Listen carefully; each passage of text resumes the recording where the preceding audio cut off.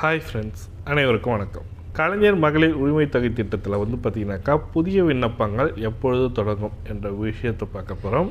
அப்புறம் பார்த்திங்கனாக்கா வந்துவிட்டது மேல்முறையீடு செய்தவர்களுக்கு இதுவரைக்கும் பணம் வரவில்லையா, அவர்கள் என்ன செய்யலாம் என்ற புதிய தகவலும் கொடுத்துருக்குறாங்க. இந்த இரண்டு விதமான தகவல் தான் இந்த வீடியோவில் பார்க்க போகிறீங்க. கலைஞர் மகளிர் உரிமை தொகை திட்டத்தை பற்றி பல்வேறு விதமான தகவல்கள் நம்ம பகிர்ந்து வருகின்றோம்.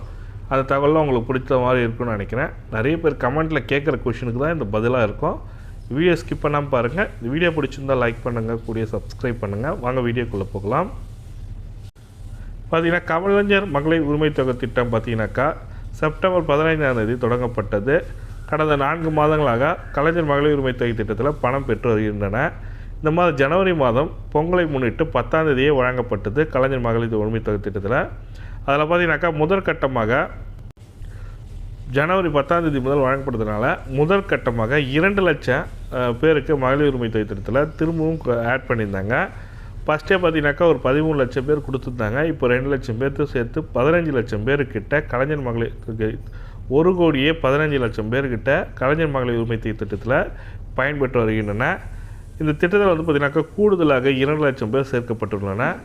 மொத்தம் பார்த்திங்கனாக்கா ஒரு 1,5 லட்சம் 57 லட்சம் பேர்கிட்ட மேல்முறையீடு செஞ்சுருந்தாங்க.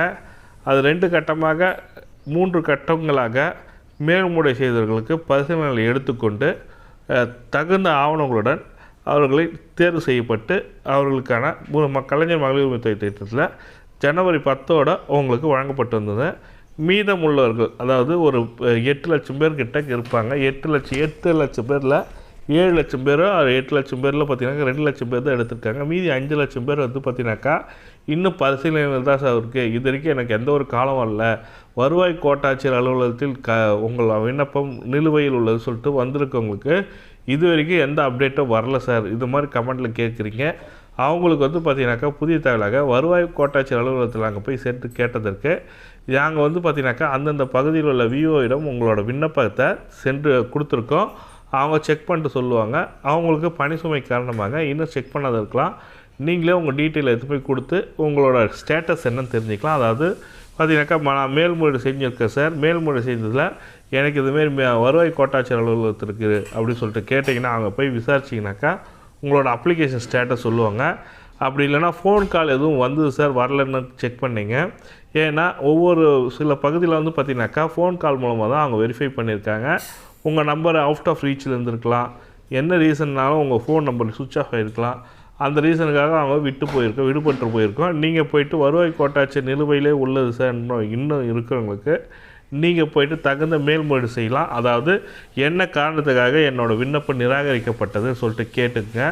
இது வரைக்கும் உங்கள் விண்ணப்பம் நிராகரிக்கப்படலை சார், இன்னும் பரிசீலனையில் தான் உள்ளது சார் சொல்லியிருந்தாங்கன்னா நீங்கள் என்ன சார் இன்னும் இவ்வளோ நாள் அது இன்னும் என்ன எதனால் சார் என்னோட அப்ளிகேஷனை எதுவும் பண்ணலை அவங்க ஒரு டீட்டெயில் சொல்லுவாங்க. அந்த டீட்டெயிலுக்கு ஏற்ற மாதிரி நீங்கள் ரிப்ளை பண்ணலாம், லெட்டர் எழுதி கொடுக்கலான்ற மாதிரி கொடுத்துருக்காங்க.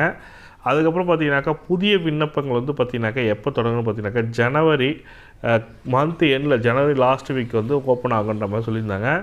எனக்கு கொடுத்த இன்ஃபர்மேஷன் பார்த்திங்கன்னா ஜனவரி 22 முதல் திட்டத்திற்கான பயண திட்டத்துக்கான இது அறிவிப்பு வெளியாகும் சொல்லியிருக்காங்க.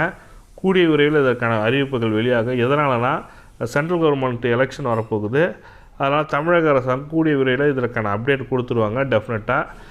அதுக்கப்புறம் எலெக்ஷன் டேட்டில் அனௌன்ஸ் பண்ணிட்டாங்கன்னா அதுக்கப்புறம் புதிய திட்டங்களுக்கான டேட் எதுவுமே அனௌன்ஸ் பண்ண மாட்டாங்க. அதனால் கூடிய விரைவில் இதற்கான அப்டேட் வரும். வந்தோடனே நம்ம சேனலில் அப்டேட் பண்ணுவோம். புதிய விண்ணப்பங்கள் பார்த்திங்கனாக்கா உங்கள் பகுதியில் உள்ள ரேஷன் கடை மூலமாக தான் நீங்கள் புதிய விண்ணப்பங்களை விண்ணப்பிக்க முடியுன்ற மாதிரி தமிழக அரசாங்கம் கொடுத்துருக்காங்க. ஆன்லைன் அப்ளிகேஷன் வருமா சார், இ-சேவை மையத்தில் அப்ளை பண்ண முடியுமா சார் கேட்டிங்கன்னா கண்டிப்பாக முடியாதுன்ற மாதிரி தான் சொல்லி கொடுத்துருக்காங்க. இந்த தகவல் தான் உங்களுக்கு ஷேர் பண்ண நினச்சேன்.